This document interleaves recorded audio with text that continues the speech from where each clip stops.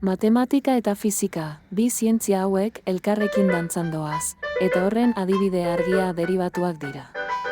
Deribatuak, funtzio baten aldaketa tasa neurtzen dutenak, funtzioaren portaera ulertzeko giltza dira. Adibidez, fizikan abiadura eta azelerazioa deribatuen bidez definitzen dira. Horrela, objektu baten mugimendua zehatz-mehatz azter dezakegu. Matematikaren alorrean, deribatuak optimizazioan laguntzen dute, adibidez, kostuak murrizteko edo irabaziak maximizatzeko. Horrela, ingeniariek eta ekonomialariek erabaki hobeak hartzen dituzte.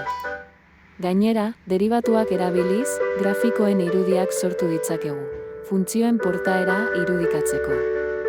Beraz, matematikak eta fisikak elkarrekin lan egiten dute, mundua ulertzeko eta irudikatzeko tresna indartsuak eskainiz.